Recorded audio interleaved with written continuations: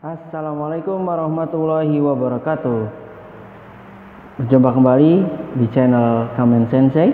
Kali ini kita akan belajar tentang rangkuman materi sejarah khususnya untuk adik-adik sekalian di kelas 7. Nah, materi ini materi kurikulum 13 atau sering disebut juga istilah dengan K13. Nah, untuk apa? Untuk kalian yang ingin mempersiapkan penilaian akhir tahun. Mudah-mudahan bermanfaat. Langsung kita mulai ya. Nah, jadi sebenarnya materi sejarah di kelas 7 ini Kamen Sensei bagi menjadi 4 bagian. Yang pertama, masa praaksara. Yang kedua, nenek moyang bangsa Indonesia. Dan yang ketiga, masuknya Hindu-Buddha. Serta yang keempat, masuknya dan pengaruh kebudayaan Islam di Nusantara atau di Indonesia. Jadi tidak banyak sepertinya, karena kita di sini difokuskan di materi penting-pentingnya saja, tidak ke materi yang secara umum. Oke, langsung kita mulai saja ya. Bagian pertama, masa praaksara. Nah, jadi masa praaksara ini dibagi menjadi 3. Yang pertama, secara arkeologis. Yang kedua, secara geologis. Dan yang ketiga, secara perkembangan manusia. Nah, di sini Bapak akan Bapak akan menjelaskan yang pertama terlebih dahulu, yaitu secara arkeologis. Arkeologis itu apa sih? Jadi pembabakan sejarah berdasarkan benda-benda penemuan. Jadi arkeologis itu lebih ke benda-benda penemuannya. Ya, di sini dibagi menjadi 2 zaman sebenarnya, hanya zaman batu dan zaman logam. Tapi zaman batu ini dibagi kembali, yaitu pertama ada yang namanya Paleolitikum, yang kedua Mesolitikum, dan yang ketiga Neolitikum. Dan ada juga satu tradisi, yaitu tradisi Megalitikum. Nah, itu untuk secara arkeologis. Nah, kemudian yang kedua, secara geologis, ini pembabakan masa praaksara berdasarkan perkembangan bumi. Nah, jadi kita lihat dari segi ilmu kebumian, ini ada 4 zaman ya secara geologis. Pertama ada Arkaikum, yang kedua ada Paleozoikum, dan yang ketiga ada Mesozoikum, dan yang keempat ada Neozoikum. Kemudian yang ketiga, pembabakan masa praaksara atau pembagian berdasarkan perkembangan manusia. Nah, di sini ada 3. Yang pertama, perkembangan manusia di saat mereka baru berburu dan mengumpulkan makanan. Kemudian yang kedua, masa bercocok tanam. Dan yang ketiga, masa perundagian. Oke, mungkin di sini Bapak akan jelaskan dulu ya. Mungkin kalian ada yang bertanya-tanya, apa sih masa praaksara? Jadi masa praaksara ini adalah masa sebelum adanya tulisan. Mengapa demikian? Karena tidak ada bukti-bukti sejarah pada masa itu yang menyatakan bahwa ada tulisan. Mungkin mereka sudah bisa berbicara, punya bahasa masing-masing, tapi tidak dituliskan. Nah, mungkin ada juga perkiraannya, kemungkinan orang-orangnya hanya berbicara langsung kepada orangnya, karena mungkin orangnya sedikit.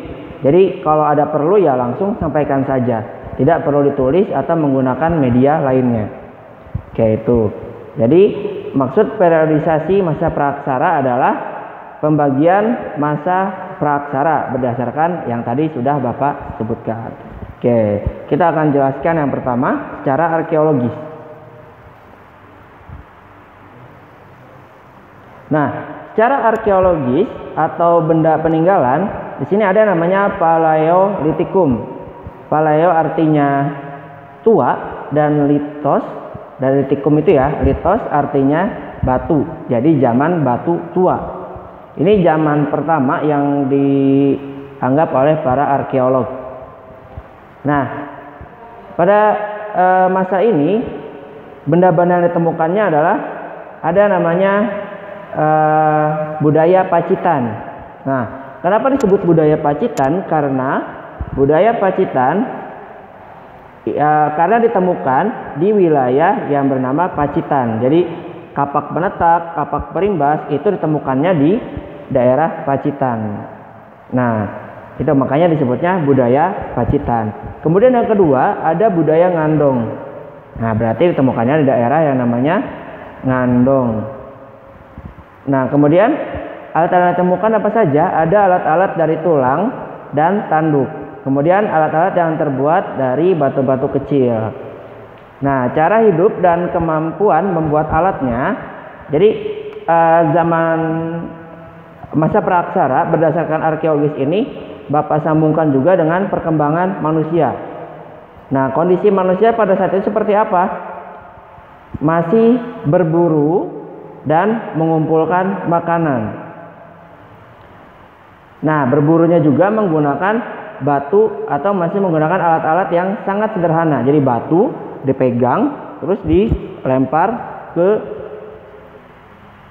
targetnya, misalkan ke hewan. Di sini ada misalkan mau menangkap ikan, terus juga ada mengumpulkan keladi, ubi dan buah-buahan. Nah, jadi di sini manusia bekerja sama, yang laki-laki tugasnya berburu, kemudian yang perempuan itu mengumpulkan makanan, ubi, pokoknya ada di pohon-pohonan. Nah, kemudian yang kedua, masyarakatnya masih berpindah-pindah nomaden, jadi tidak menetap. Karena pada masa itu belum ditemukan peninggalan manusia tinggal atau menetap di suatu tempat. Nah, di sini juga kemungkinan sendiri para arkeolog menganggap bahwa masyarakat atau orang-orang pada zaman itu ya ketika makanannya habis ya dia pindah ke tempat yang banyak makanannya. Kalau misalkan tempatnya sudah habis juga, kemudian pindah ke tempat yang lainnya lagi, seperti itu. Nah, manusia-manusia pendukungnya di sini yang ditemukan zaman Paleolitikum adalah pertama Meganthropus paleojavanicus, yang kedua Pithecanthropus erectus, yang ketiga Pithecanthropus robustus, Pithecanthropus mojokertensis, Homo salensis dan Homo wajakensis. Nah, itu manusia pendukung atau yang katanya ada fosil yang berumur atau sama dengan zaman Paleolitikum, katanya seperti itu. Terus yang kedua, nah ini budaya Bastion Hobin. Nah, bedanya dari Paleolitikum ke Mesolitikum sebenarnya sama-sama menggunakan batu, tapi Mesolitikum ini batunya sudah mulai diasah. Jadi bentuk peninggalannya itu lebih terlihat ya, lebih terlihat maksudnya bagian yang untuk menebas yang mana, yang dipegang yang mana. Sedangkan pada zaman Paleolitikum batunya masih nggak jelas. Ya, mungkin sekilas seperti menemukan batu kemudian dipakai untuk berburu melawan hewan-hewan yang ingin dimakan. Nah, benda-bendanya apa saja? Yaitu pertama kapak Sumatera. Nah, ini memang ditemukannya di wilayah Sumatera. Kemudian yang kedua kapak genggam. Terus yang ketiga alat-alat terbuat dari tulang. Berada kapak pendek dan batu serpi. Oh ya, kapak-kapak di sini, nah nanti ada gambarnya ya. Jadi bukan kampak yang ada di dapur rumah kalian atau di rumah kalian, tapi ini lebih ke batu saja yang dipegang ya. Jadi nggak ada gagangnya gitu, nggak ada kayunya. Dia hanya lebih ke batunya saja dipegang untuk menebas, seperti itu. Kemudian cara hidup dan kemampuan membuat alatnya. Nah, pada zaman Mesolitikum ini masyarakatnya masih food gathering, masih berburu, masih mengumpulkan makanan, tapi dia mulai mencoba menanam tumbuhan. Jadi ada biji buah, kemudian ditanam. Nah, mereka mulai mempelajari itu, mulai coba-coba. Ketika pertama dicoba dulu, ya mungkin namanya percobaan. Ada yang berhasil, ada yang tidak, seperti itu. Nah, inilah makanya disebutnya masa food gathering tingkat lanjut. Nah, kemudian mulai agak menetap nih, namanya semi nomaden. mungkin beberapa hari menetap di wilayah tersebut sampai makanannya habis, kemudian pergi lagi ke wilayah yang banyak makanannya. Nah, tinggalnya di mana? Tinggalnya di Abruzzo-Rosse. Ini bahasa lain adalah goa, ya bahasa kita goa. Jadi goanya ini ada di pesisir pantai, kemudian ada di tempat-tempat yang memang secara alamiah sudah terbentuk sendiri. Jadi bukan manusia yang buat, tapi lebih alam yang menyediakan. Mungkin tadinya batu karang yang besar, kemudian dihantam ombak selama ratusan tahun, akhirnya membuat seperti goa. Atau apapun jenis pelapukannya, intinya di tempat tersebut ada seperti goa dan manusia tinggal di situ. Nah, kemudian ada lagi kejokan Modinger. Kejokan Modinger ini bahasa lainnya adalah sampah dapur. Nah, kalau kalian lihat sekarang sampah-sampah dapur pasti nggak jauh sama plastik ya. Ada seperti bungkus micin atau penyedap rasa, kemudian ada bungkus bekas garam dan sebagainya. Nah, kejokan Modinger bukan seperti itu, tapi lebih ke bekas kerang. Jadi ada cangkang rumahnya mungkin ya, rumah kerang atau kulitnya itu ditumpukan di suatu tempat di dekat Abruzzo-Rosse atau di dekat goa. Nah, ini juga menggambarkan bahwa manusia zaman dulu pun sudah hidup bersih.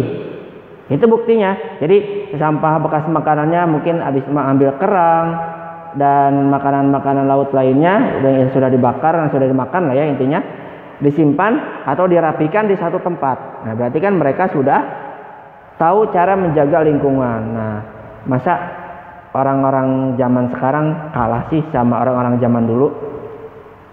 Nah, orang-orang zaman dulu aja udah cinta kebersihan, masa orang sekarang enggak? Kemudian jenis manusia pendukung di sini ada namanya Papua Melanozoid. Nah, yang nantinya itu akan menjadi suku Papua dan suku Sakai atau Siak. Oke, lanjut. Zaman yang ketiga adalah zaman Neolitikum. Zaman Neolitikum ini adalah zaman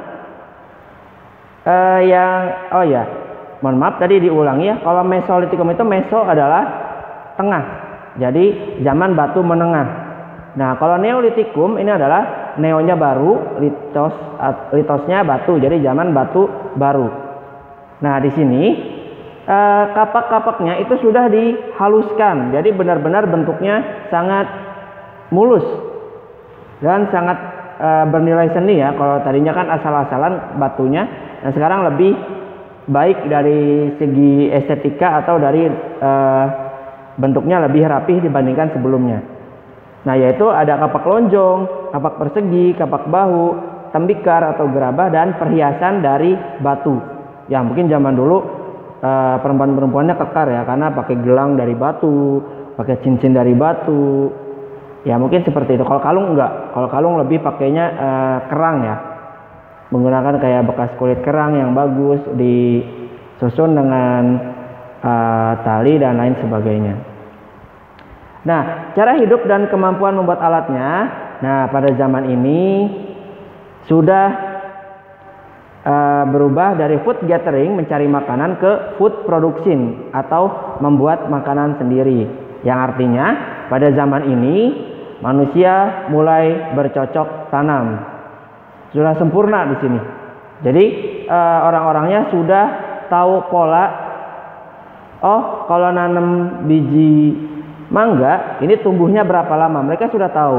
Kemudian sudah tahu kalau ada hama seperti apa. Nah, itu mereka sudah tahu karena sudah percobaan dari zaman Mesolitikum. Dan pergantian zaman ini bukan 1 tahun 2 tahun, bahkan ada ratusan tahun perbedaannya. Jadi manusia sudah mulai paham pola menanam suatu tumbuhan dan bagaimana cara bercocok tanam. Itu secara turun menurun. Jadi nggak ada sekolahnya ya, nggak ada sekolah, tapi lebih ke turun menurun. Kalau misalkan ayahnya memang atau keluarganya tinggal di daratan, berarti mereka belajar cara bercocok tanam. Kalau senang di pesisir pantai berarti mereka akan belajar cara berburu dan menyimpan ikannya atau tambak lah ya. Kalau sekarang namanya tambak ikan. Kalau dulu ya mungkin ikannya karena kebanyakan ngambilnya disimpan di dekat rumahnya untuk dikembang biakan seperti itu. Nah, sama food producing. Jadi bukan hanya di daerah daratan saja, dataran tinggi, dataran rendah, tapi di pesisir pantai juga ada food producing lebih ke pemeliharaan ikannya. Nah, tadi diantaranya bercocok tanam dan berternak. Bahkan berternak pun sudah tahu. Oh, ini sapi. Dia sudah berternak, ketika dia proses hamil dan segala macam dia sudah tahu berapa lama sehingga bisa dipelihara. Jadi tidak langsung dimakan, tapi disisakan 2, mungkin yang jantan dan betina, supaya nanti bisa berkembang biak. Nah, manusia pendukung di sini sudah ada, di perkiraannya sudah ada orang-orang dari Proto Melayu. Nah, itu nenek moyang suku Nias, Toraja, Sasak, dan Dayak. Nanti kita akan jelaskan Proto Melayu di asal-usul nenek moyang Indonesia.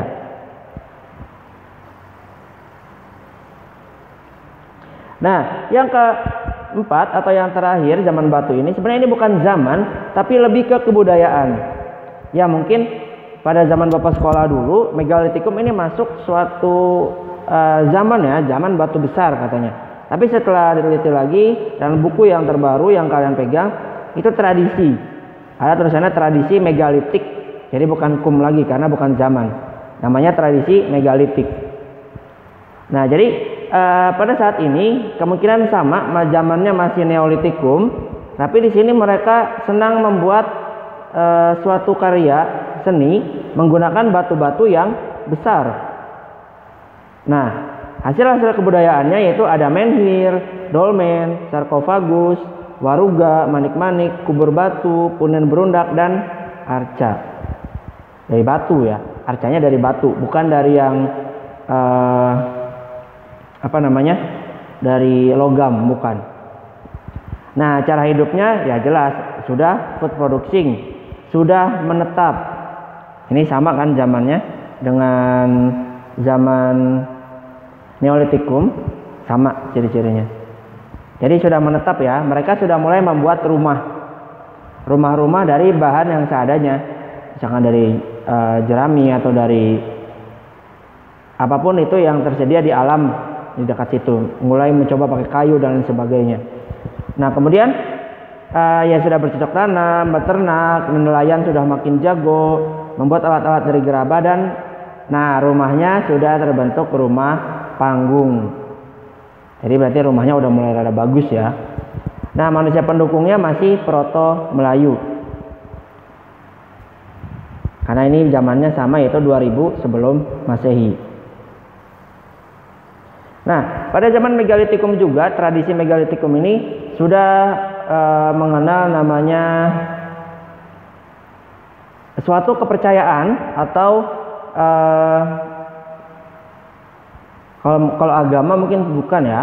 Ini lebih ke kepercayaan untuk menyembah sesuatu, yaitu menggunakan media batu-batu yang besar. Ini kita lihat di akhir ya, ada benda-bendanya. Nah, terakhir ini sudah masuk ke zaman logam ya. Nama zaman logam, barang-barang perhiasan semuanya sudah berubah menggunakan logam. Kemudian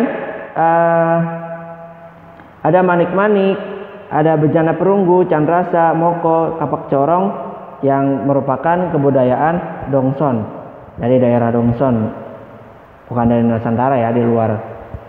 Nah, cara hidup dan kemampuan membuat alatnya ini masuk masa perundagian. Nah, perundagian itu berasal dari kata undagi. Ini katanya dari bahasa Bali, undagi, yang berarti mampu membuat suatu karya. Jadi di sini udah makin baik ya, manusia sudah semakin berkembang berdasarkan pengalaman nenek moyang sebelumnya, sehingga membuat suatu kebudayaan. Nah, yaitu diantaranya mengenal teknologi pertukangan, yaitu membangun rumah seperti apa. Sudah mulai tuh ada kuli-kuli dari berbagai daerah sudah mahir ya, sudah bisa membuat rumah, atau bahkan dia bisa disewa jasanya untuk membuatkan rumah.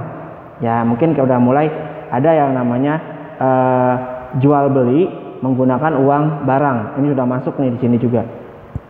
Karena ketika kita meminta tolong ke seorang atau beberapa orang untuk membangun rumah, ya kita harus membayar balas jasanya dengan uang atau apa yang mereka butuhkan, kayak gitu.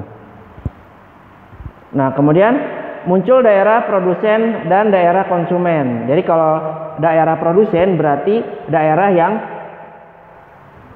menciptakan suatu barang, dan ada daerah yang mengkonsumsinya atau yang beli. Ya, ada wilayah yang difokuskan membuat suatu barang di suatu tempat, dan ada sisanya adalah mereka yang beli. Oh, timbul perdagangan barter, berarti belum ya. Untuk uang barang berarti belum, Bapak revisi tadi. Timbul perdagangan barter. Jadi di sini masih barter, belum masuk ke uang barang. Mungkin nanti ya, nggak jauh sih sebenarnya. Setelah zaman logam ini kan, zaman logam juga berkembang, kemudian mulai membuat yang namanya uang logam. Nah, itu sebagai alat tukarnya. Awalnya kan barter nih. Kemudian ada yang merasa tidak adil dengan sistem barter, akhirnya menciptakan sistem uang, yaitu dengan menggunakan uang logam. Logamnya menggunakan apa? Ya logam, emas, dan perak. Atau yang mungkin di Arab disebutnya koin emas itu adalah dinar, dan yang koin perak adalah dirham. Nah, seperti itu ya. Begini sekilas Bapak bahas juga dari segi ekonominya. Kemudian jenis manusia pendukung ini yang sudah muncul adalah orang-orang dari Deutero Melayu yang masuk ke Indonesia tahun 300 sebelum Masehi. Nah, selanjutnya di sini ada nih benda-benda peninggalannya. Tadi ada apa? Kapak perimbas. Kemudian ada alat-alat dari tulang. Ada kapak genggam. Lihat bendanya. Dia masih kapak genggam ini masih nggak jelas kan bentuknya. Ini dari Paleolitikum, kemudian dari kapak perimbas juga masih seperti itu, dan ini kapak Sumatera dia mulai agak bagus di zaman Mesolitikum. Mesolitikum ini kapak Sumatera dia mulai agak berbentuk ya, agak rapi, bulat, tidak seperti zaman Paleolitikum yang ada di kapak genggam, kapak perimbas itu masih kurang jelas, dan dari tulang juga digunakan untuk bercocok tanam dan lain sebagainya. Alat-alat serpi juga ada untuk menancipkan, menajamkan kapak yang untuk berburu, alat serpi. Dan yang batu-batu kecil atau dari tulang ini biasanya untuk memotong daging, untuk supaya dagingnya lebih kecil dan bisa dikonsumsi oleh manusia. Kemudian ini Abricos roche, ya guanya. Mungkin mohon maaf gambarnya memang dapatnya kurang jelas ya. Mungkin sekarang juga sudah banyak tertutup dengan yang lain, jadi munculnya seperti ini. Nah, ini masih zaman Mesolitikum, itu Mesolitikum, kapak Sumatera, dan Abricos roche. Kemudian Neolitikum, ini ada kapak lonjong, mata panah, kapak persegi, dan gerabah. Ya, mohon maaf ya, kameranya Bapak pindahkan. Nah, ini adalah bentuk peninggalan pada masa Paleolitikum, Mesolitikum, Neolitikum. Nah, kita lihat yang hasil-hasil tradisi megalitikum seperti apa sih? Nah, ini seperti ini. Yang pertama yang A, ini namanya menhir. Menhir ini lebih ke patung batu ya. Ada juga yang sudah dibentuk seperti ini, ada yang seperti tiang. Nah, ini tujuannya apa? Jadi ada jadi itu tuh tanda ya. Jadi sebenarnya bukan suatu tanda yang mengingatkan seseorang tentang meninggalnya orang-orang tertentu. Ya mungkin meninggalnya karena sebelumnya pada masa hidupnya dia baik, dia sangat dihormati, sehingga mereka membuat suatu tugu peringatan atau memperingati orang tersebut. Lama-kelamaan membentuk seperti menhir. Kalau misalkan kita sinkronkan dengan sejarah para nabi, yaitu ada sejarah Nabi Nuh. Situ sejarah Nabi Nuh hampir sama ya bentuknya. Jadi ketika ada 7 orang yang sangat dihormati pada masa itu, yang sangat baik, dan ketika mereka meninggal dibuatkan batu. Awalnya tidak disembah, hanya untuk memperingati. Kemudian anak-anak keturunannya mulai memberikan suatu sajian dan lain sebagainya, akhirnya disembah. Nah, mungkin ini adalah awal kesyirikan, yaitu pada zaman Nabi Nuh. Ini berarti kemungkinannya pada zaman Nabi Nuh seperti ini. Kemudian yang B, sarkofagus. Sarkofagus itu kayak peti batu, tapi dia ada tutupnya. Kayak gimana ya? Kayak ini, tutupnya gitu. Nah, jadi itu sarkofagus. Jadi dia nggak kotak, lebih seperti ya oval lah ya, oval seperti ini, terus ditutup ya kayak gini tuh jadinya. Ya fungsinya sama untuk menyimpan jenazah. Peti kubur batu juga sama untuk mengubur jenazah, tapi ya dia kayak makamnya gitu. Kalau peti kubur batu, sarkofagus lebih kayak ke peti mati. Kayak zaman sekarang ada peti mati, ya itu taruhnya di sarkofagus pakai batu. Kemudian yang 2.15 ini namanya punden berundak. Punden berundak itu kayak bukit yang berundak-undak, bertingkat-tingkat, dan di bagian puncaknya mereka berdoa.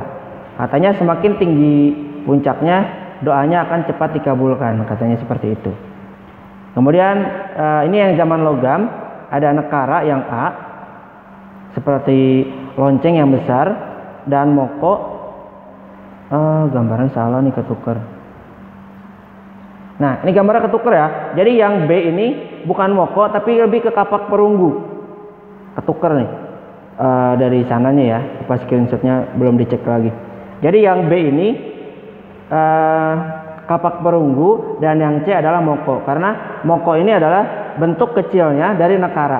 Kalau nekara kan sangat besar dan lebar, sehingga sulit dibawa kemana-mana untuk nekara. Biasanya disimpan di satu tempat untuk ibadah. Kemudian kalau moko karena bentuknya lebih kecil, dia juga bisa dipakai untuk hadiah pernikahan atau mahar lah ya. Bisa seperti itu. Kemudian yang D ada candrasa. Nah, yang di atas ada perhiasan dari perunggu. Itu ada yang seperti anting, ada bandul kalung atau liontin ya kalau sekarang ini pakai perunggu. Oke, bagi anak-anak yang ingin bertanya, silakan bertanya secara langsung via WhatsApp Bapak, atau bisa isi di kolom komentar ya. Bisa kalian komentar di kolom komentar ini. Oke, selanjutnya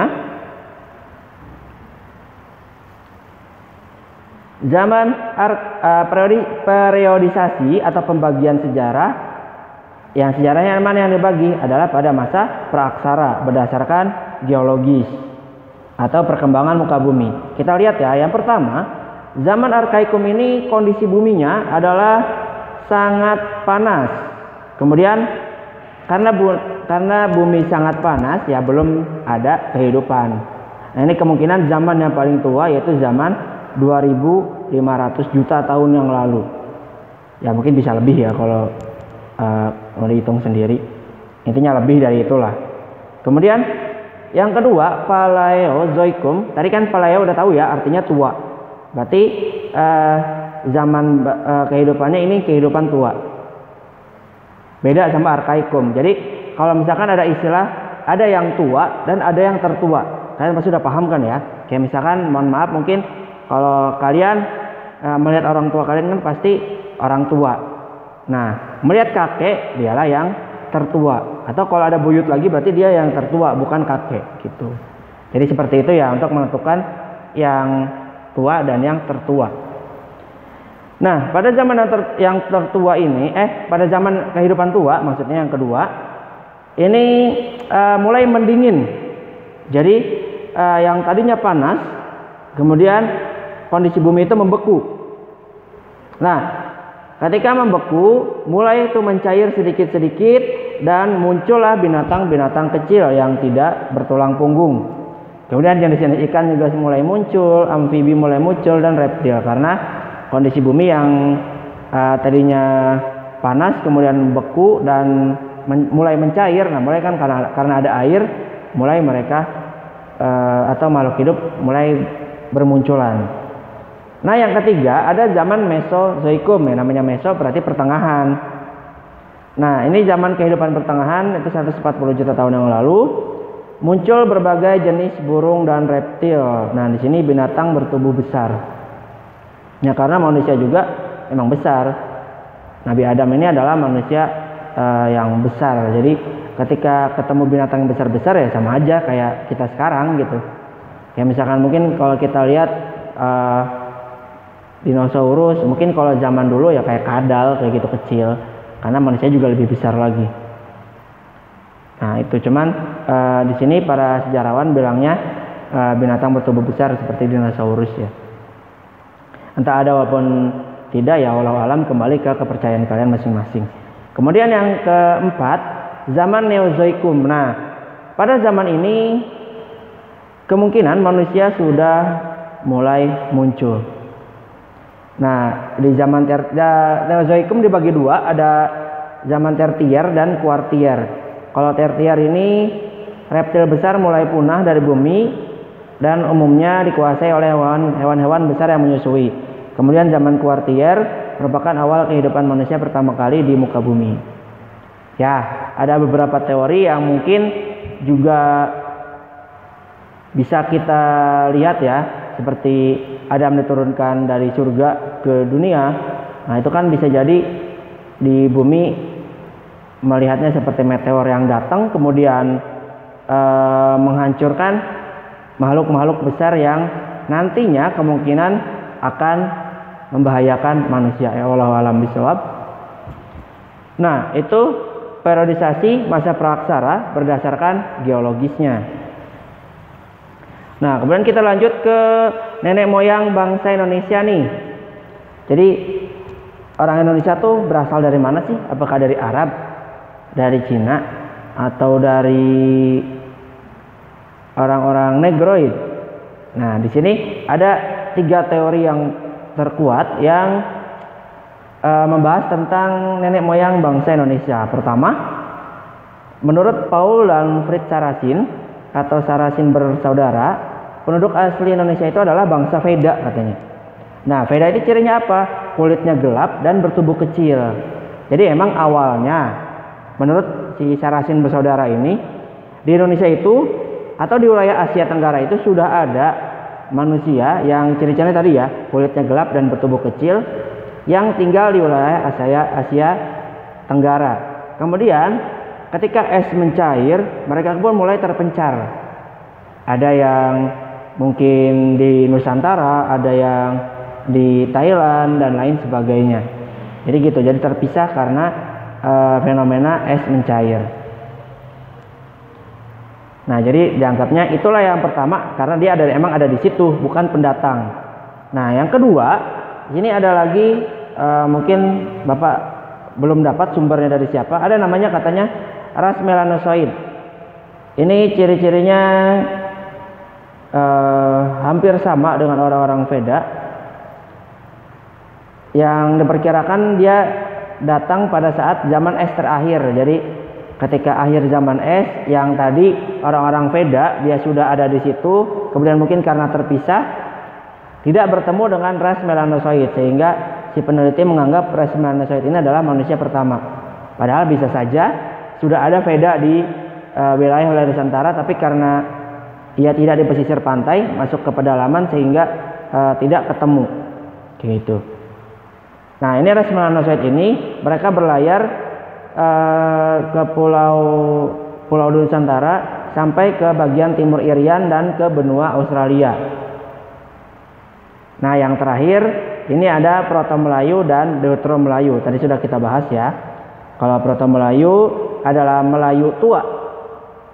Jadi di teori ketiga ini ada orang-orang Melayu kelompok besar ya. Jadi dia datang dengan menggunakan armada besar atau kapal besar. Ia datang dua gelombang besar. Nah, gelombang pertama disebutnya Proto Melayu dan gelombang kedua disebutnya Deutero Melayu. Nah, mungkin untuk penjelasan tentang nenek moyang bangsa Indonesia, sini Bapak juga jelaskan, sudah pernah upload di video sebelumnya. Mungkin kalian bisa cek di link deskripsi ya, karena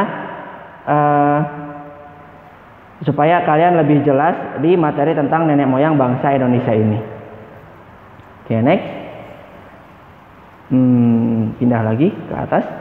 Nah, mulai deh masuk ke zaman aksara, atau di zaman ini sudah ditemukan bentuk bukti-bukti bahwa manusia sudah mengenal tulisan, yaitu tulisannya dari huruf Pallawa dan bahasanya Sangsekerta. Kelewat. Maaf ya. Jadi keklik. Nah, jadi ada teori-teori masuknya Hindu ke Nusantara. Di sini Bapak bagi menjadi dua. Ada yang namanya teori pasif dan ada yang namanya teori aktif.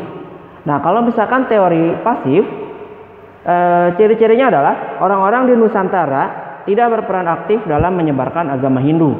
Ke teori pasif berarti yang menyebarkannya adalah orang-orang India langsung, dan kita hanya receiver atau penerima saja. Nah, ada lagi, kemudian teorinya ada berapa lagi? Ada 3. Pertama ada teori Brahmana. Ini menurut J.C. Van Leur. Jadi hanya kaum Brahmana lah yang menguasai bahasa Sangsekerta dan huruf Pallawa. Seperti yang kalian ketahui, jadi di Indonesia ini diketahui sudah ada peradaban Hindu-Buddha karena adanya prasasti dan yupa kan. Nah, prasasti dan yupa itu ditulis menggunakan bahasa Sangsekerta dan huruf Pallawa. Nah, menurut J.C. Van Leur ini pasti yang menyebarkan agama Hindu dan kebudayaannya ke Nusantara itu pasti orang Brahmana, karena hanya kaum Brahmana yang mengetahui atau menguasai bahasa dan huruf tersebut. Nah, mungkin sebelum berlanjut lagi ya, di sini Bapak juga akan mengulas sedikit tentang sistem kasta. Jadi sistem kasta itu pembagian manusia berdasarkan kriteria tertentu ya. Pertama, yang tertinggi, kasta tertinggi adalah kasta Brahmana.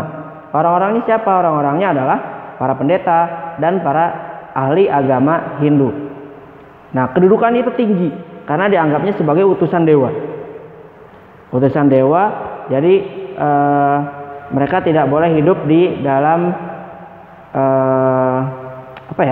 kemewahan-mewahan, hidup bermegah-megahan lah ya, seperti ya orang-orang kaya gitu. Dia harus rendah hati karena utusan para dewa. Makanya dia dianggap paling tinggi kastanya. Nah, yang kedua, kasta ksatria. Nah, ksatria ini siapa saja orang-orangnya? Adalah raja dan para anak buahnya. Ya, jadi ksatria juga nanti ada urutannya juga. Yang tertinggi adalah raja, pasti jelas. Raja, kemudian sistem pemerintahan selanjutnya lah ya, berurutan seperti itu. Nah, makanya pada zaman kerajaan Hindu, raja itu tidak boleh ditentang, apalagi sama rakyat, karena raja itu termasuk tangan kanannya dewa, kayak gitu. Jadi tadi utusan yang lebih tinggi adalah Brahmana dan yang eksekutornya adalah si ksatria ini. Jadi bukan cuman prajurit aja ya, raja, patih dan lain sebagainya itu masuk ksatria. Nah, di sini ada 3 teori tentang teori ksatria. Dan di sini Bapak akan ada 3 teori. Yang pertama kita bahas 2 dulu aja ya. Kita bahas 2 dulu. Yang pertama C.C. Berg dan Mukherjee, ini penemunya. Menurut C.C. Berg, golongan ksatria India membantu suku Nusantara. Jadi gini, orang-orang di Nusantara atau di Indonesia, kita sebut Nusantara karena pada masa itu belum ada nama Indonesia, ada namanya Nusantara. Nah, mereka minta tolong kami kewalahan nih melawan suku ini, tolong bantu kami ke orang India. Kemudian orang India mengirimkan pasukan terbaiknya untuk membantu orang-orang di Nusantara, dan biasanya menang. sebagian besar menang. Kemudian kalau ketika menang, ketuanya, si ketua prajurit akan dinikahkan dengan anak kepala suku. Sedangkan prajuritnya diberikan hadiah seperti tanah dan kebun. Nah, ketika menikahi anak kepala suku, otomatis dia jadi penerus suku tersebut kan, dan disitulah agama Hindu bisa diterima dan berkembang di Nusantara. Karena mau nggak mau pasti si anggota suku tersebut harus memeluk agama Hindu, mengikuti ketuanya. Nah, menurut Mukherjee sebenarnya sama. Bedanya para ksatria yang diberikan hadiah itu membuat koloni. Jadi bikin kelompok dia ya. Tadi kan dia dapat hadiah tanah dan kebun, dibagi-bagi tuh. Misalkan di bagian A, B, C, D. Nah, ini menurut Mukherjee ini semuanya digabungin tuh, disatukan. Kemudian membuat suatu kerajaan, dan setelah menjadi kerajaan, agama Hindu baru menyebar. Kayak gitu.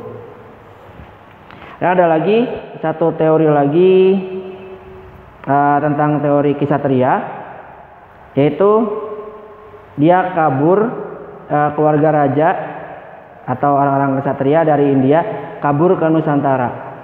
Mungkin karena kerajaannya diserang, ahli warisnya diselamatkan beserta ibunya dan para prajurit terbaiknya, kabur untuk menyelamatkan diri. Kemudian di Nusantara membuat kerajaan baru, dan dia menyerang balik ke India sana. Seperti ada 3 ya, yaitu 3 yang satu lagi. Kemudian ada teori Waisa. Nah, yang Waisa ini, tadi sistem kasta Brahmana, Ksatria, dan yang ketiga Waisa. Waisa ini adalah para pedagang. Jadi masuknya agama Hindu disebarkan oleh para pedagang yang menetap di Nusantara. Nah, mereka datang ke Nusantara bukan sehari 2 hari atau PP pulang pergi ya. Kalau sekarang kalian pulang pergi mungkin bisa, tapi dulu enggak. Dia membutuhkan waktu minimal 6 bulan untuk menunggu angin yang membawa pulang ke wilayah mereka. Jadi gitu nunggunya 6 bulan lagi. Nah, rentang waktu 3 sampai 6 bulan itu masa mereka nggak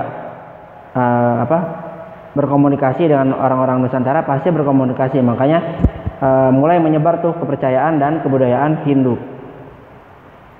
Nah, pencetusnya adalah N.G. Krom.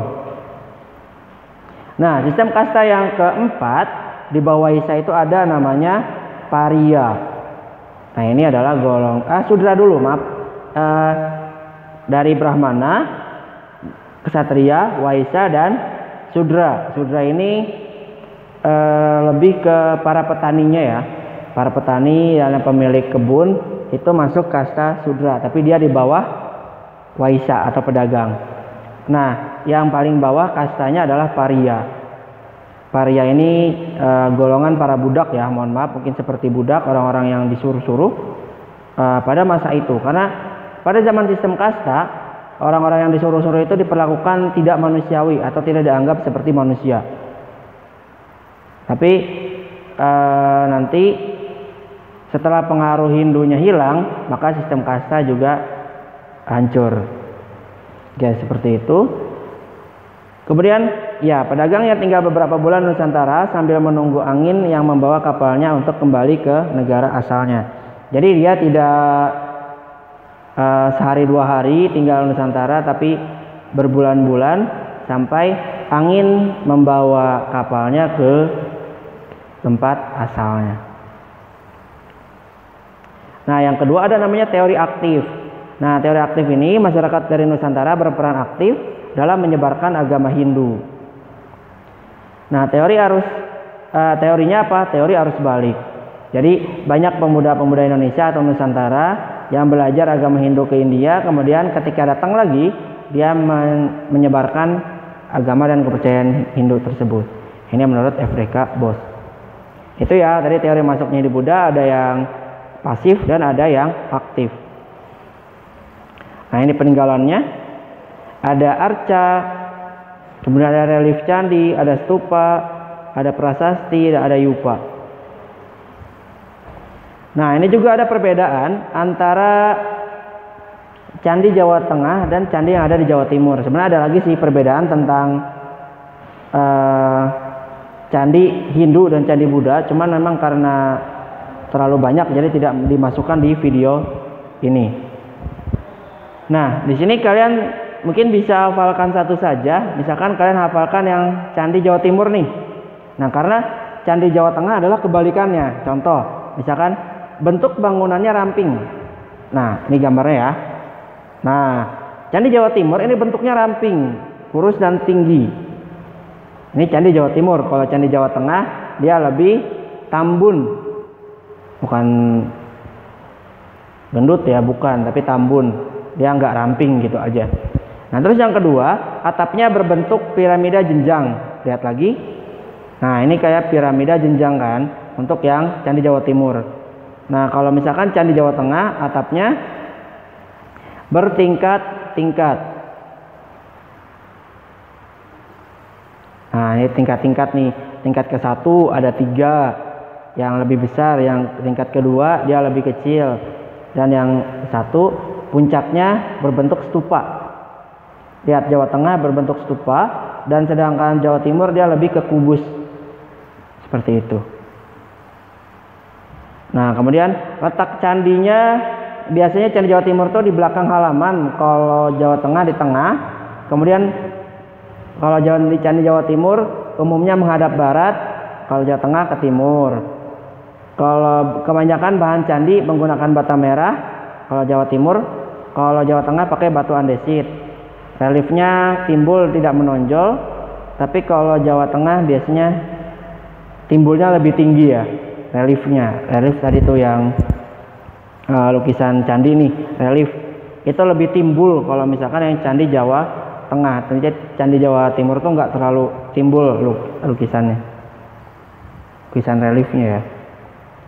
Tidak ada hiasan kalamangkara di atas pintu masuk, ada kalamangkara. Jadi ada ini kalamangkara tuh.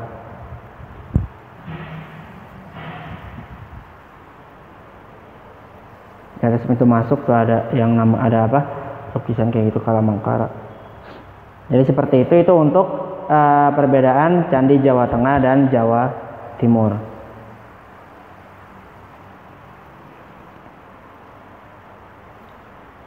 Nah, kemudian lanjut ke teori masuknya Islam ke Nusantara.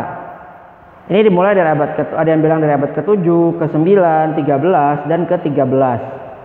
Nah, di abad ke-7 ini teori Mekah, ini pencetusnya adalah Buya Hamka. Jadi itu singkatan dari Haji Abdul Malik Karim Amrullah. Jadi Hamka. Islam masuk dari Mekah atau Arab atau Mesir ya, sama aja. Mungkin intinya sih dari Jazirah Arab. Makanya sebutnya teori Mekah. Ada juga sih yang nyebut teori Arab, sama aja. Buktinya apa? Buktinya di Indonesia menganut mazhab Syafi'i, sama seperti mazhab yang dianut di Arab atau di Mesir. Jadi pusat mazhab Syafi'i itu ada di Mesir, sampai sekarang juga sama. Nah, ketika melihat di Indonesia mayoritas penganut mazhab Syafi'i, berarti ya bisa dipastikan bahwa Islamnya orang Indonesia ini langsung dari Jazirah Arab, bukan dari perantara-perantara yang lain, kayak gitu. Terus yang di abad ke-9 ada Slamet Mulyana dan Sumanto Al-Qurtubi. Islam Indonesia masuk melalui perantara masyarakat Muslim Cina dari Kanton ke Palembang. Nah, buktinya raja-raja Demak itu biasanya keturunan Cina. Itu buktinya pertama. Terus yang kedua menggunakan istilah-istilah Cina. Dan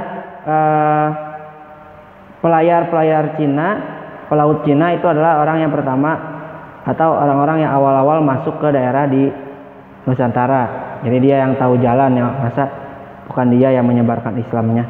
Gitu. Jadi ini orang Islam Cina yang menyebarkan Islam di Nusantara. Ini menurut Slamet Mulyana dan Sumanto Al-Qurtubi. Abad ke-9 katanya. Kalau teori Mekah tadi abad ke-7 atau tahun 700 Masehi. Nah, ada teori Persia. Husain Jajaningrat masuknya Islam, tapi di sini Syiah ya, bukan Sunni. Dibawa oleh pedagang Persia, mungkin orang-orang Iran kalau sekarang. Buktinya adanya kesamaan tradisi Asyura di Persia dengan tradisi Tabuik atau Tabut di Pariaman, Sumatera Barat, dan Bengkulu. Itu buktinya. Ada tradisi yang sama seperti yang dilakukan orang-orang Syiah di Persia, kayak gitu. Kemudian ada teori Gujarat. Nah, di sini Bapak tulis not found karena memang banyak perdebatan tentang teori Gujarat ini. Karena mengingat si pencetusnya adalah Snodgrass yang dianggap sebagai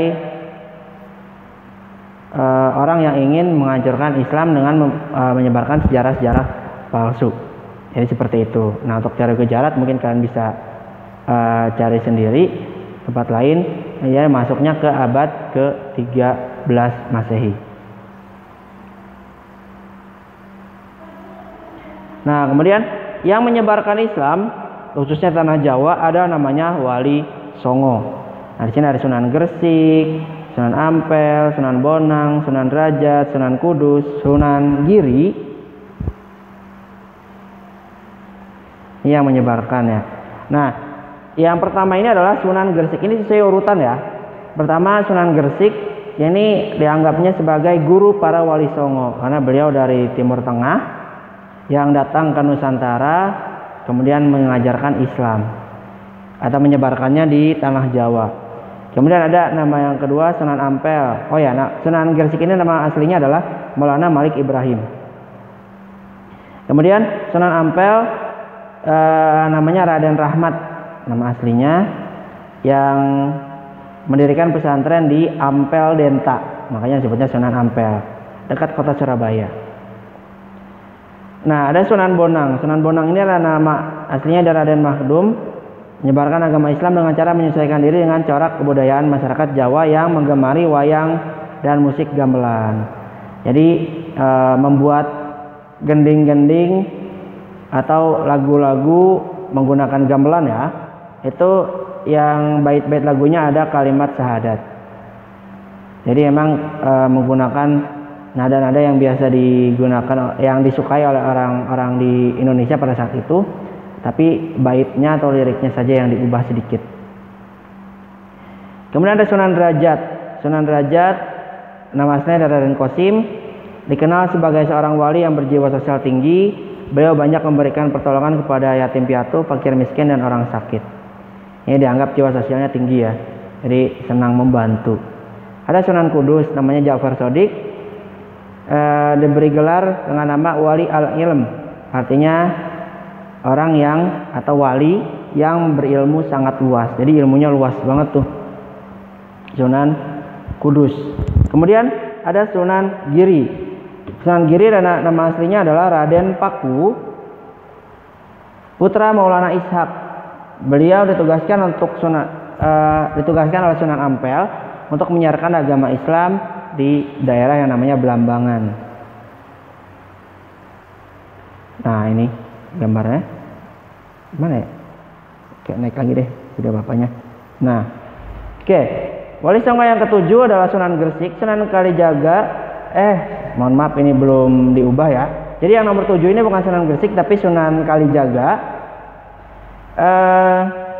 Sunan Kalijaga dikenal sebagai budayawan dan seniman seni suara, seni ukir, seni busana, dan menciptakan cerita wayang yang bercorak keislaman.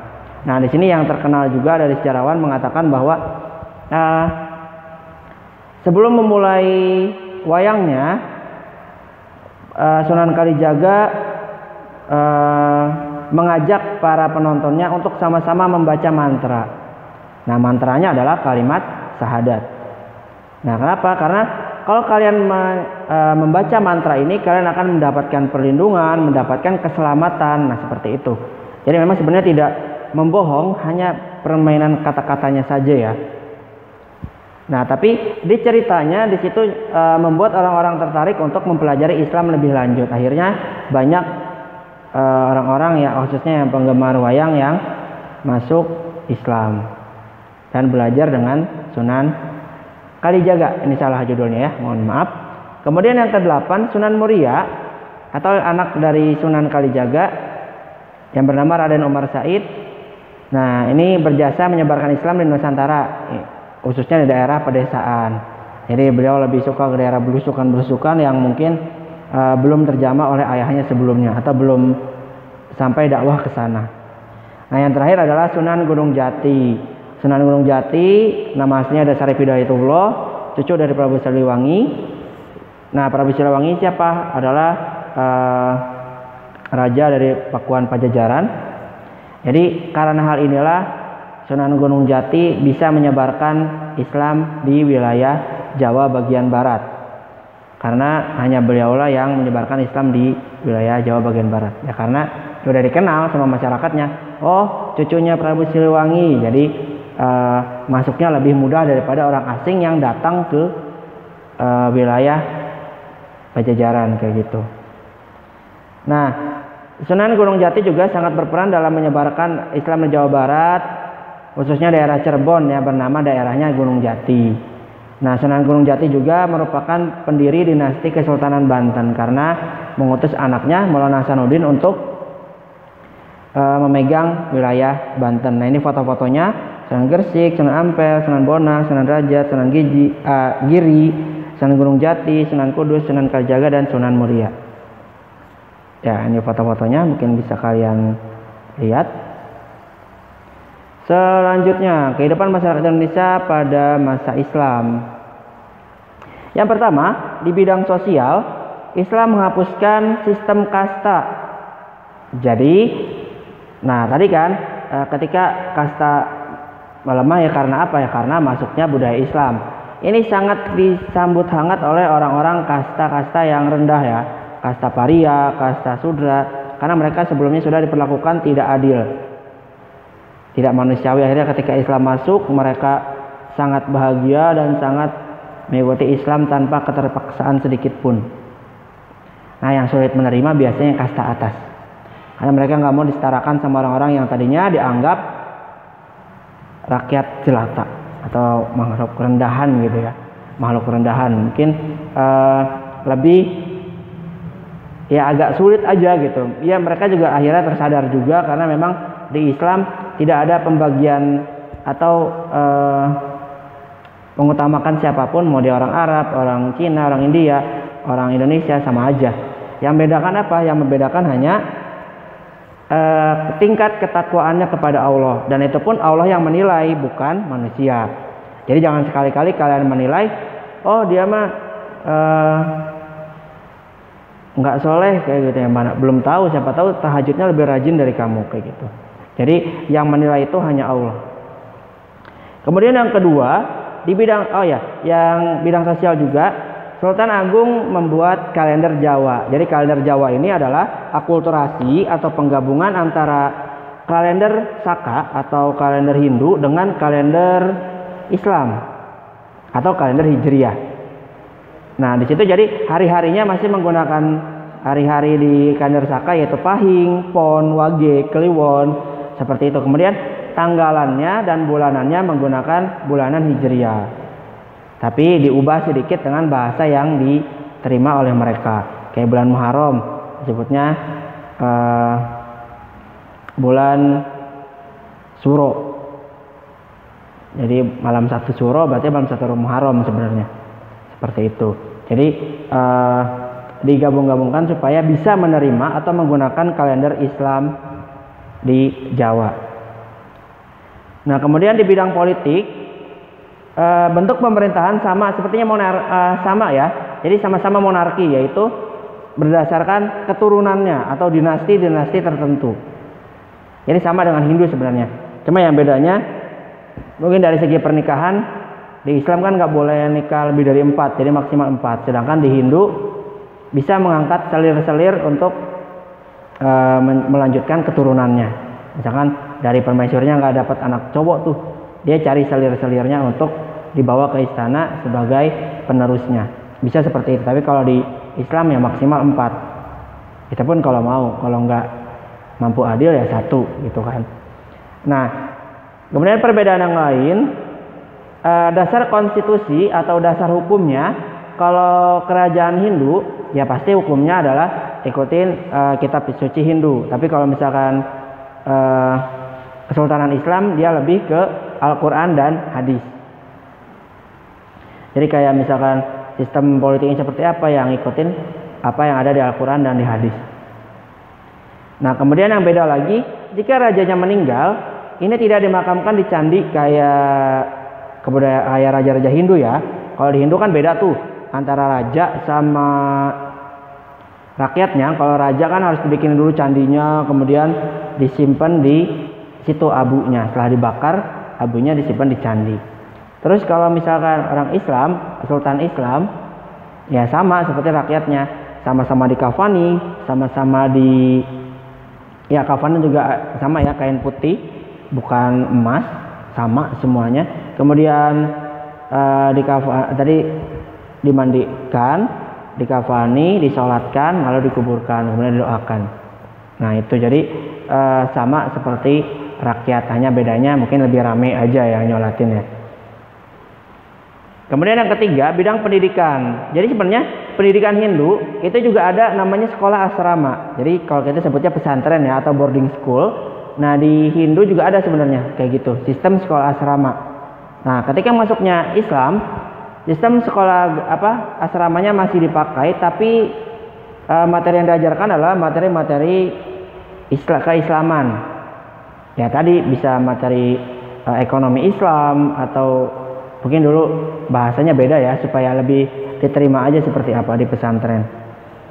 Jadi sama namanya sekarang disebutnya pesantren, pondok pesantren gitu. Nah seni arsitektur di sini dilihat dari atap-atap masjid peninggalan awal-awal keislaman, itu tidak ada yang berbentuk kubah, tapi lebih banyak ke atap tumpang atau atap yang bertingkat. Jadi ada 3 tingkatan. Nah 3 tingkatan ini maknanya yang paling bawah itu bermaknakan iman, Islam, maaf. Yang bawah itu Islam. Nah di sini ada 2 pendapat. Yang pertama, jadi Islam di sini ya mungkin bisa jadi banyak orang-orang Islam tuh banyak. Coba lihat ya, banyak di ngakunya KTP-nya Islam. Nah itu. Terus emang keimanan juga harus didasari dengan keislaman. Kalau belum Islam ya percuma. Saya percaya adanya Allah, tapi dia masih non Islam atau belum syahadat, ya berarti dia belum sempurna gitu. Kemudian yang kedua tingkatannya adalah iman. Nah atap yang kedua itu lebih kecil dibandingkan yang Islam. Mengartikannya yang pertama, orang iman itu lebih sedikit daripada orang yang Islam. Jadi yang mengaku Islam itu mungkin banyak, tapi yang beriman itu lebih sedikit. Nah ada juga yang kedua, maksudnya keislaman itu harus diperkuat dengan keimanan. Kalau misalkan dia hanya Islam saja, tidak diperkuat keimanan, nanti ibadahnya nggak benar. Contoh kayak sholat nggak percaya bahwa Allah memperhatikan, ya berarti yang ngelihat ketika nggak ada yang nyuruh, mereka sholatnya leha-leha, atau nanti lagi tanggung, mau lagi tanggung, lagi main sebentar. Nah itu. Tapi kalau misalkan keimanan sudah bagus, azan stop, matikan handphone, siap-siap sholat, kemudian ya lanjut aktivitas yang lain. Itu untuk arti yang kedua ya. Ini dari Bapak sendiri sih yang kedua. Terus yang ketiga, tentang atap yang paling atas itu adalah ihsan. Ini atapnya lebih kecil. Kenapa? Karena memang orang yang berperilaku baik sesuai Al-Quran dan hadis itu sangat sedikit, jauh lebih sedikit daripada orang yang mengaku Islam dan yang mengaku beriman, kayak gitu.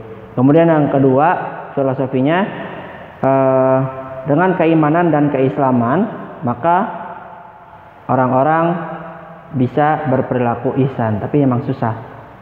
Makanya banyak kan, misalkan kalian melihat pakaiannya rapi, berjas, tapi korupsi, ya kan kayak gitu. Penampilan tidak mencerminkan perilaku. Oke, itu dari sini arsitektur. Kemudian yang kedua, selanjutnya dari segi sastra, dari keilmu sastra, di sini ada hikayat. Hikayat itu cerita atau dongeng yang berpangkal atau sumbernya dari tokoh sejarah. Jadi hikayat itu kayak biografi ya.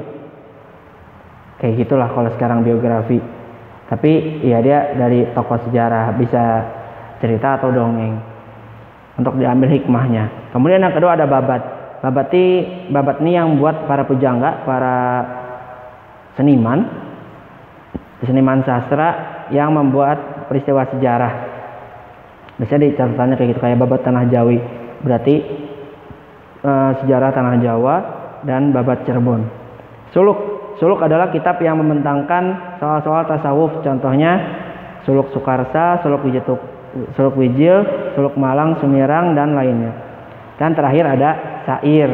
Nah, ini adalah peninggalan kebudayaan Islam di bidang sastra.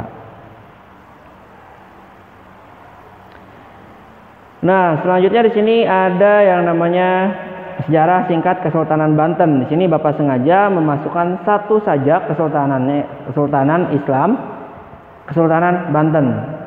Ya, biar apa? Supaya kalian, walaupun kalian belajar di Banten, kalian harus tahu sejarah tentang Banten. Dan orang-orang luar juga harus tahu sejarah tentang Banten. Yang pertama, ini berdasarkan sultan atau raja yang memimpin ya. Yang pertama Maulana Hasanuddin. Beliau adalah putra dari Syarif Hidayatullah yang menjadi raja pertama dan pendiri Kesultanan Banten. Dan wilayah Banten ini meliputi hampir wilayah Banten sekarang dan Sumatera. Sudah sampai ke Lampung, wilayah situ. Jadi bukan cuma Banten saja, tapi sudah masuk ke ujung Sumatera. Intinya untuk mengamankan wilayah perdagangan di Selat Sunda. Nah, awalnya memang hanya ditugaskan untuk menjaga pelabuhan supaya tidak ada orang-orang yang melakukan kecurangan di situ. Nah, tapi karena memang jarak dari Cirebon ke Banten itu jauh, akhirnya Sunan Gunung Jati pun mengutus anaknya atau memerintahkan anaknya untuk membuat kerajaan saja di situ atau melepas diri dari wilayah Kesultanan Cirebon. Jadi bikin sendiri, yaitu Kesultanan Banten. Nah, yang kedua, Sultan Maulana Yusuf ini berhasil menaklukkan Pakuan Pajajaran dan menyebarkan Islam ke daerah-daerah pedalaman Sunda. Nah, anak dari Maulana Hasanuddin ini, beliau memfokuskan penyebaran agama Islamnya ke wilayah pedalaman Pulau Jawa bagian barat. Fokusnya ke situ. Jadi bukan ke Sumatera, nanti deh Sumateranya kita fokus ke Jawa dulu, karena banyak daerah-daerah pedalaman yang masih dikuasai Pajajaran dan masih belum tahu tentang Islam gitu. Tapi tidak memaksa ya. Jadi kalau misalkan yang tidak memeluk Islam, ya mungkin kalian bisa lihat orang-orang Baduy dalam. Mereka masih menganut kebudayaan lama, yaitu Sunda Wiwitan, atau orang-orang di Tasikmalaya, daerah namanya itu daerah Kampung Naga. Naga itu singkatan dari kata Nagawir atau pojok atau jurang ya. Jadi ada di bawah, ada di pojok sendiri kampungnya gitu. Nah, itu mereka masih mempertahankan kepercayaan. Ya nggak apa-apa karena Islam tidak memaksa begitu. Terus yang ketiga, Sultan Maulana Muhammad, karena ayahnya sudah menyebarkan Islam di wilayah Pulau Jawa, akhirnya beliau pun mulai melanjutkan penyebaran Islam ke Sumatera. Tapi beliau gugur pada tahun 1596 sehingga dijuluki Pangeran Sedang Rana. Jadi nggak sampai ke Palembang atau ke Selat Malaka, nggak sampai ke situ. Kemudian ada Sultan Abdul Mufakir. Nah, sultan ini sultan pertama yang mulai konflik dengan VOC. Karena orang-orang Belanda yang datang ke Banten ini mulai membuat organisasi yang dinamakan VOC atau Kumpulan Pedagang Belanda. Karena mungkin awalnya VOC ini ada karena pedagang-pedagang dari Belanda memperebutkan dagangannya, jadi ribut tuh dan merugikan orang-orang Belanda sendiri. Akhirnya mereka bersatu membuat kelompok yang namanya VOC. Nah, di sini mereka ingin memonopoli perdagangan rempah-rempah di Banten. Monopoli itu maksudnya petani itu harus jual ke VOC dulu sebelum jual ke orang lain. Harus jual ke VOC tapi harganya sangat murah. Jadi merugikan para petani lada dan rempah-rempah yang ada di Banten, lada dan cengkeh. Nah gitu ya. Terus pertempuran ini terjadi 1633 karena VOC memblokade perdagangan Banten. Jadi ada kapal datang suruh putar balik tuh. Kayak sekarang kan, kayak misalkan zaman mudik nggak boleh mudik, terus kalau datang disuruh putar balik. Dulu sama, namanya blokade di Banten. Ya hal tersebut membuat pedagang-pedagang di Banten rugi dong. Yang harusnya banyak pedagang dari luar yang masuk, akhirnya dihalangi oleh VOC itu. Karena Sultan Abdul Mufakir yang menganggap ini sudah kelewatan, mulai armada terbaik Banten datangkan untuk perang terbuka melawan VOC. Akhirnya VOC-nya kalah sebenarnya. Karena dari sumber sejarah lain yang Bapak temukan, para prajurit Banten ini mereka bisa loncat antar kapal. Jadi karena loncatannya yang tinggi, kegesitannya yang sangat baik, sehingga Belanda kewalahan, VOC kewalahan. Nah, karena VOC khawatir mereka benar-benar diusir dari wilayah Banten, akhirnya mereka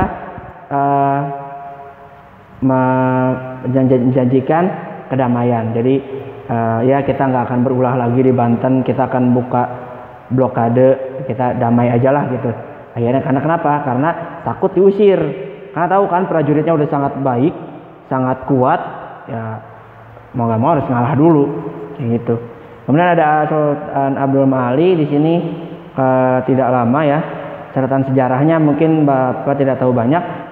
Nah, mungkin kalau kalian para penonton yang tahu sejarah tentang Banten lebih lengkap dari ini, silakan tuliskan di kolom komentar ya, karena Bapak juga ingin belajar dari kalian yang mungkin lebih tahu tentang sejarah Kesultanan Banten.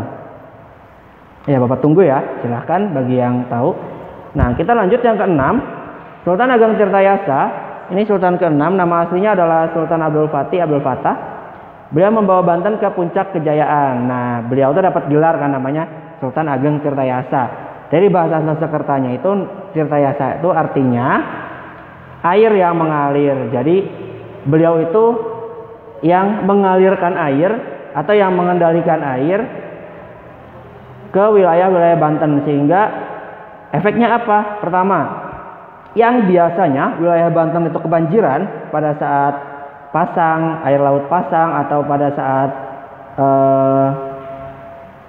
musim hujan tinggi, itu biasanya gagal panen tuh para petani di Banten. Tapi Sultan Ageng Tirtayasa membuat saluran irigasi, kemudian saluran buka tutup air, sehingga air-airnya bisa dihentikan dan tidak mengganggu persawahan. Ya akhirnya ya pasti jumlah hasil panennya meningkat tajam. Nah, kemudian ada lagi wilayah yang kering, itu bisa dialirkan tuh dari saluran irigasi tersebut, dialirkan ke wilayah yang membutuhkan airnya. Nah, makanya karena baik saluran irigasinya sehingga hasil padinya meningkat, jadi komoditas utama yang tadinya hanya lada dan cengkeh tambah padi karena banyak nih produksinya. Nah, terus beliau juga membuat yang namanya sistem penyaringan air. Nah, sistem ini sistem canggih pengaliran air dengan metode sederhana yang ramah lingkungan. Namanya pengindelan. Ada 3 pengindelan, mungkin kalian bisa lihat di tempat lain. Ada pengindelan, 3 pengindelan itu yang intinya mengalirkan air dari dari Danau Tasikardi ke tempat yang lain. Mungkin nanti kalian juga mungkin ada yang lebih tahu tentang pengindelan ini, sama ya, silahkan komentar di kolom komentar. Selanjutnya, nah di sini adalah melemahnya dan berakhirnya Kesultanan Banten. Jadi melemahnya Kesultanan Banten ini karena Sultan Haji diadu domba, atau nama Belandanya Divide et Impera, oleh VOC. Jadi adu domba nih. Nah, awal adu domba ini dimulai karena Sultan Haji yang sedang menuntut ilmu di Mekah. Yang namanya menuntut ilmu di tempat jauh, otomatis kan nggak tahu kondisi terkini di Banten. Ya mungkin tahunya sebelum berangkat kondisi VOC kayak gimana. Mungkin masih damai-damai aja tuh, nggak menyebalkan. Tapi bisa jadi setelah di sana mulai memanas tuh antara hubungan Sultan Ageng dan ayahnya Sultan Haji dengan VOC, karena VOC udah mulai lagi tuh mau monopoli perdagangan, tapi tetap nggak mau. Nah, karena beliau tidak mengetahui kondisi di Banten, ketika beliau datang itu mulai tuh VOC melakukan akal bulusnya atau akal liciknya dengan cara menyambut, kemudian mendekati Sultan Haji, sehingga Sultan Haji karena memang orang baik ya menganggap wah ini VOC makin ramah ya, mungkin dia udah tobat kali ya, seperti itu. Nah, tapi kedekatannya ini sudah diingatkan oleh ayahnya Sultan Ageng. Jadi Sultan Ageng mengingatkan Sultan Haji untuk tidak dekat-dekat sama VOC itu, karena mereka ingin menguasai perdagangan. Karena memang Sultan Haji ini terlalu berhusnuzon ya, karena memang udah disambut terus udah dekat, akhirnya tidak mendengarkan kata orang tuanya. Nah, jadi kalian juga nih hati-hati ya, bagi kalian yang sering tidak mendengarkan kata-kata orang tua, hati-hati, karena nanti khawatir terjadi seperti itu.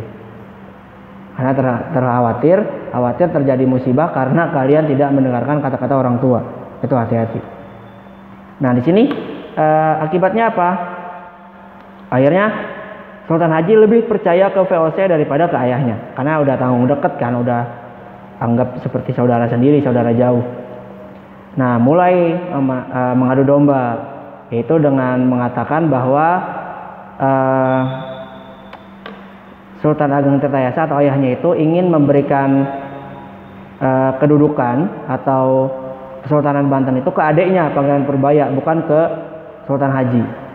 Buktinya lihat aja tuh, Pangeran Purbaya dia suka keliling lihat perdagangan, terus ke pertanian. Itu buat apa ya? Buat pencitraan, supaya dikenal oleh rakyat dan setuju kalau penggantinya adalah adik kamu, bukan kamu. Nah, ini juga kesalahan yang kedua ya. Tadi kan pertama karena tidak mendengarkan orang tua. Yang kedua, ini karena beliau tidak mengecek kembali apa yang disampaikan oleh VOC. Harusnya dicek dulu nih. Kalau di Islam itu namanya tabayun. Jadi mengecek kembali ke Pangeran Purbaya, kemudian mengecek ke Sultan Ageng. Kalau misalkan beliau mengecek kembali, mungkin tidak terjadi seperti ini. Mungkin ini juga sengaja ya Allah berikan supaya kita belajar tabayun. Nah, karena sudah marah, akhirnya mereka mengadu domba ingin menguasai Banten. Sultan Haji bekerja sama dengan VOC untuk mengalahkan ayahnya. Singkat cerita, Sultan Ageng kalah, kemudian